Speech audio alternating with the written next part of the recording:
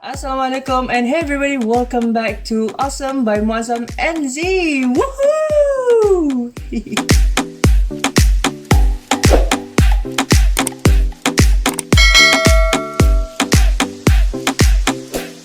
Assalamualaikum and hey everybody, welcome back to my channel Awesome by Muazzam and Z. My name is Muazzam and this is Awesome by Muazzam and Z, where we'll be talking about the world, the current issues and everything in between. So today we'll be doing another awesome reaction, and today we'll be reacting to do you know who designed the first Olympic pictograms? Well, I think it's we already in the Olympic season, at least in the Winter Olympics for 2022 that is now happening in Beijing. So I thought, being I wouldn't say a design freak myself, but I have always in love with how pictograms and all those things, all things related to design and how it affects the creative marketing for a certain organization, especially Olympics.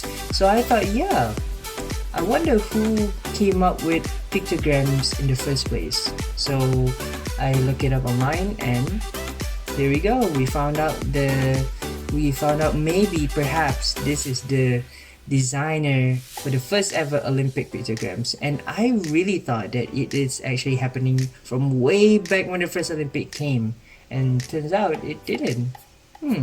So yeah, if you don't know about this and we are in the same boat, and how about I take you to react to this together, shall we?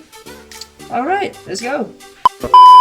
Before I begin, I would like to say that the link to the original video is in the description, and be sure to subscribe to my channel and turn on the bell notification, as you don't want to miss any of my videos because I post new videos pretty much every week, and subscribe is pretty much free. So, have you subscribed?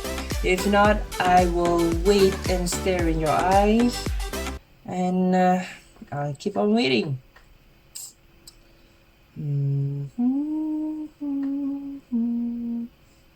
Oh, you're done? Alright, good. Let's get on to the video, shall we? Alright everybody, the screen is right here. Let's focus on our screen and let the reactions begin. Clicking play in 3, 2, 1. Laura Mars. Hey guys, it's Laura here again. Welcome to another video, and let's get into it. Today's video is inspired by the Olympics. I've enjoyed watching many of the events, as I'm sure many of you all have too. Indeed. The video focuses on the graphic designer Yoshiro Yamashita. Wow. So this is the first one? I thought? Maybe. Wow. Well, that's interesting. And I really like how, if this were the first ever Olympic pictograms, I really like how it evolves, because I remember in Tokyo 2020, it feels more interesting. You can see the sailing right here. Oh my god. Wow. If this were the first ever Olympic pictograms, wow. Look how much have we evolved. Ooh. Who was behind the first ever complete pictograms for the Olympics. First of all, what are pictograms? A pictogram, or simply an icon, is the most simple and efficient way to convey a message. Hang on. So you're saying the webdings and the wingdings in Microsoft does not happen until after this? I mean, then again, it makes sense. Hold on. Yep. Then again, it makes sense because Microsoft doesn't start Microsoft Word in the end of 90s. So that is how Microsoft draws impression to do the web things and windings. And we thought that thing is just for like the cherry on top for the cake. So that is important. Interesting. Or an idea, and has been used through civilization, from the prehistoric age to ancient Egypt. Oh yeah. No wonder I kind of like, don't we have this before? Of course. I remember the Egyptian, or maybe just the prehistoric, where back in the day, they will be communicating through, pictures like this. We don't have any words yet. You don't have any scriptures yet, unless if these were to classify as scriptures and this is a scripture. You only talk to photos and such. Then, okay, now I remember maybe this is where the inspiration came from for pictograms. Today. Although Yoshiro created the first full, complete set of icons, as previously mentioned, creating symbols which are not letters but graphic illustrations that everyone can understand goes back very far, and they were in fact small pictograms that were at the games in Stockholm in 1912. Oh, 1974. Oh. Paris in 1924, and other games after that. But they did Hang on. Sorry, I missed a few infos back there. In fact, small pictograms that were at the games in Stockholm in 1912, Paris in 1924, and other games after that. But they did not yet offer that very simple and clear view that we know today. There were complicated illustrations, but not verbal elements describing sports, art competitions, or other things. For example, for the art competitions in Paris in 1924, there was a symbol, an illustration, which may be considered a pictogram. So under the artistic direction of Masasa Katsumi, Yoshiro and his team designed the pictograms for the Ooh, this is cool. I like this. Really shows how aesthetic it is. Ooh. It really like if we were to see this, it's about fencing, and I like that. It gives a very clear information on how people kind of are trying to understand it. 1964 Olympic Games in Tokyo. They were the first Olympic Games with their own official set of glyphs for sports events and signage. Yoshiro and the team that worked on these pictograms for the Summer Games in Tokyo did a lot to structure the graphic system. Ooh, wow. I kind of like, 1964, 1980, 2004. I really like the 2004. Really, Athens is really famous for the historical, even the historic eve of Olympics. But yeah, really like that. I really like the yellow square, and also 2020 we saw it in Tokyo. This picture really describes how it is, the evolution of Olympic pictograms. Interesting. We use and recognize today. They decrease the shapes and sizes to the smallest possible amount necessary to realize the idea. There now exists a word to describe exactly what they did: wayfinding. Wayfinding refers to Wayfinder. Yes, I remember it. Wayfinder is very important, yeah. And if you don't know what a wayfinder is, you pretty much see it everywhere. Some of us call it signboards, some of us call it wayfinder, but signboard is more to the roadside wayfinder, which wayfinder is really when you went on to the buildings, when you go to certain maybe building blocks and you want to find the blocks. Wayfinder is the wayfinder is the sign that you see, when you want to go to a certain shop, you go straight ahead, or maybe you want to go to the toilet, it's right to the left. That is a wayfinding signs. Or maybe some people call it signboards, but usually I associate signboards with the signboards on the roadside. That is signboards. Wayfinder is kind of to a more complex building and such. Interesting. To information systems that guide people through a physical environment and enhance their understanding and experience of the space. So why are these pictograms so essential for Tokyo Olympics in 1964? Well, they were challenged with the dilemma of language.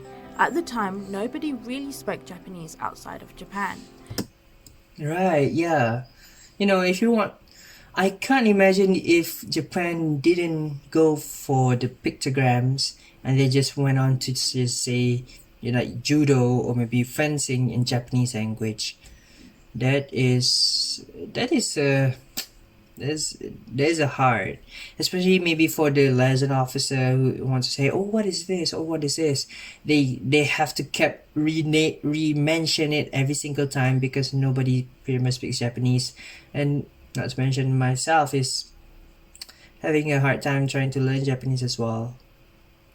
Even I'm more of for the athletes who I have no idea if they were trying to study Japanese before going on to the Tokyo Olympics. Like, oh, if there were a solution to make it easier, pictograms it is. And I'm glad that Tokyo in 1964 started this initiative. And if we remember that in Tokyo 2020, there are one segment that is actually contributing to this segment in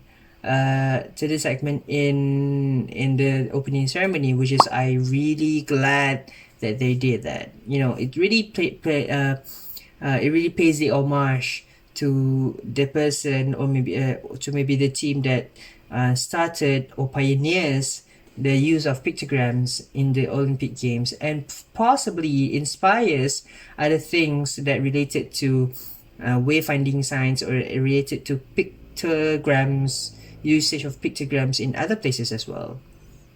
Salute.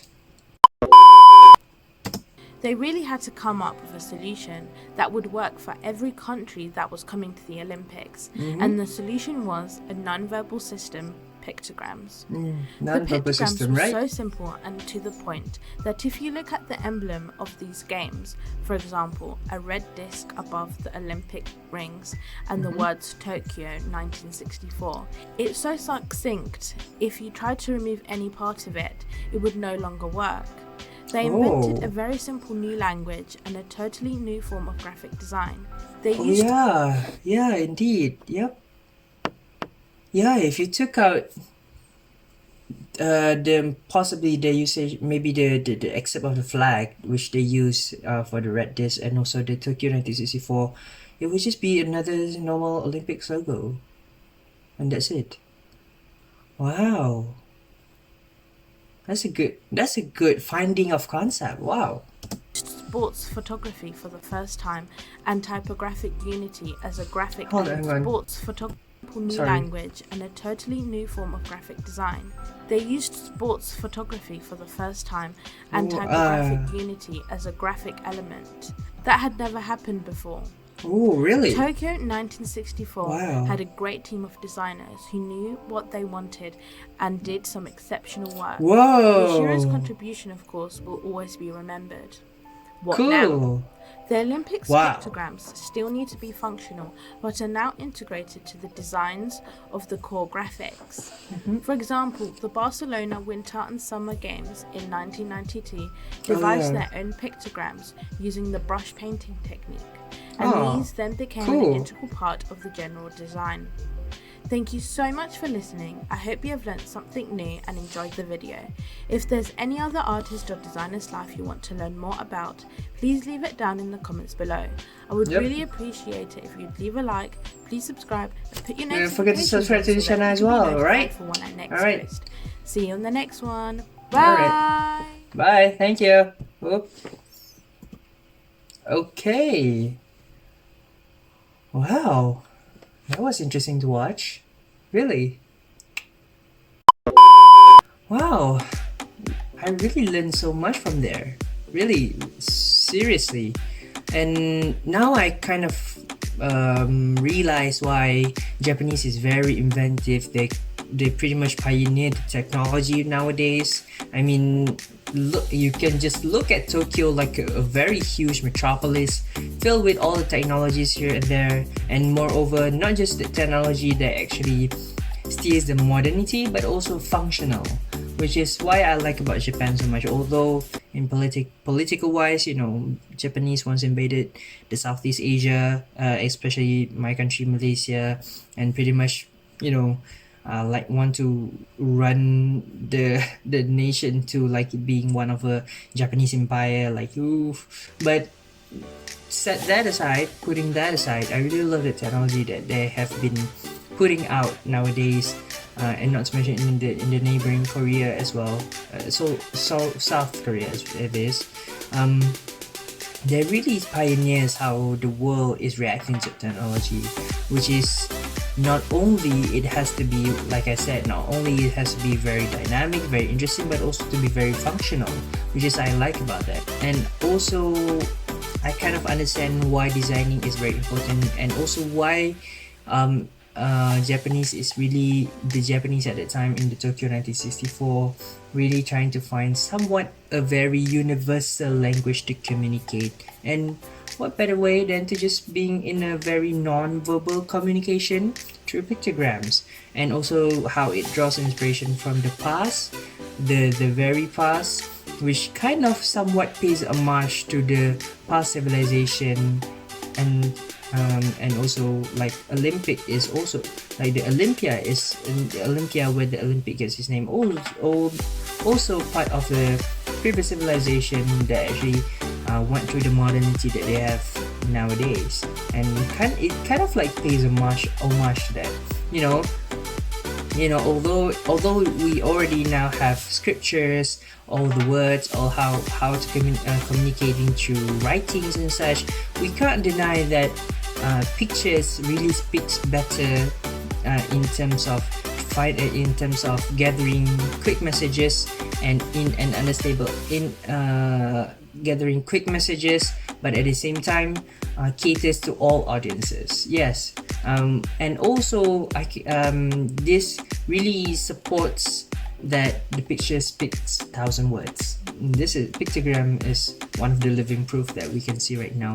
And I really like how the pictogram really evolves. Like Laura said in Barcelona 92, they use the stroke brushes to kind of merge the concept idea of the logo and also to the pictograms of the games.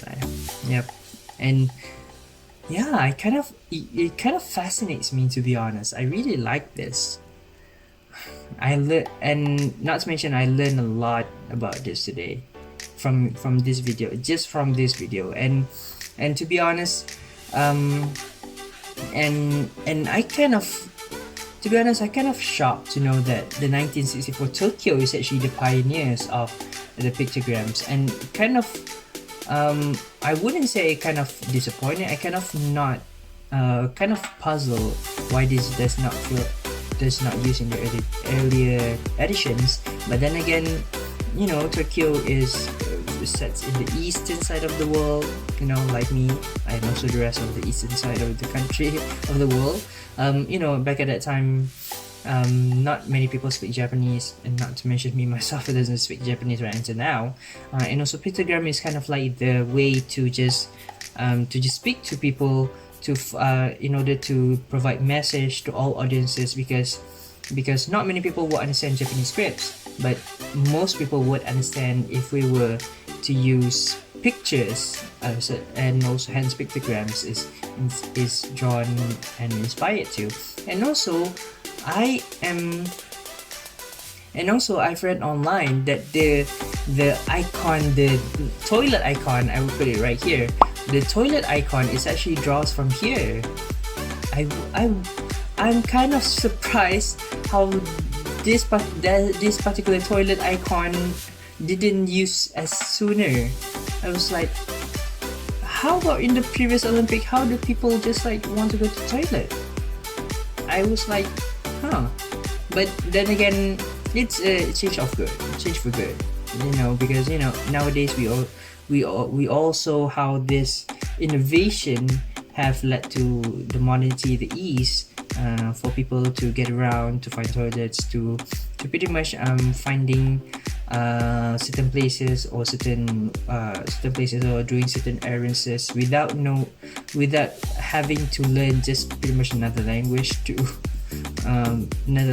just, you know, to just find what particular sport or what particular places you need to go, which that itself is absolutely a very innovative way. And people always thought innovation is all related to ICT, to all the technologies. No, as simple as drawing pictograms is more than enough that we could say an innovation that actually innovates the way people think, the way people live, and the way people move around.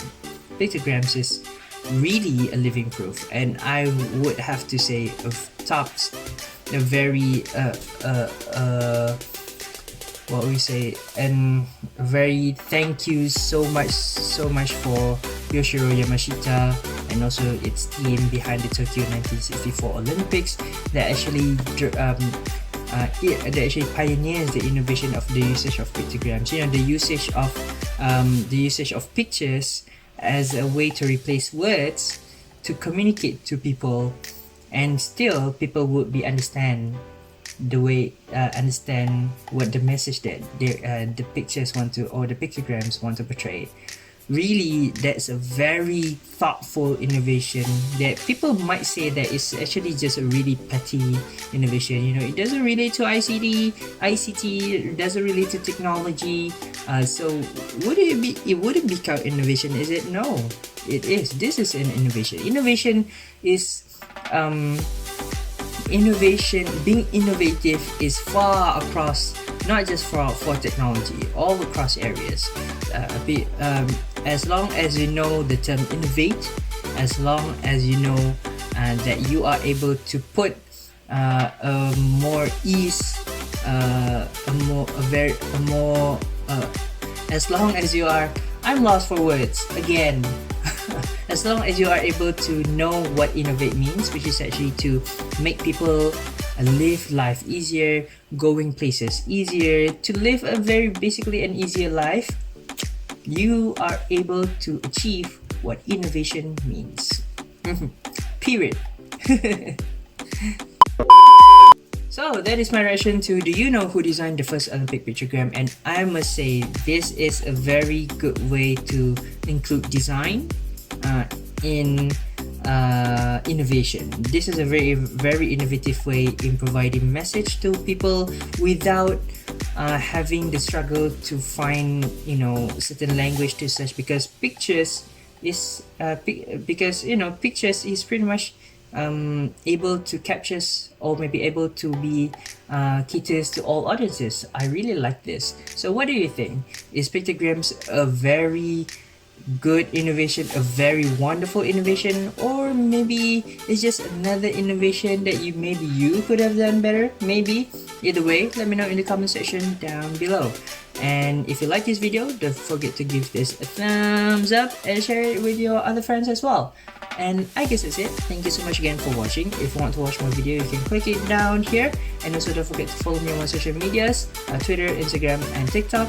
And be sure to subscribe to my channel. You can click it right there. And don't forget to turn on the bell notification, as you don't want to miss any of my videos, because I post new videos every week. And subscribe is pretty much free. That's it. Thank you so much again for watching, and I hope you guys have an awesome day. Assalamualaikum and bye-bye.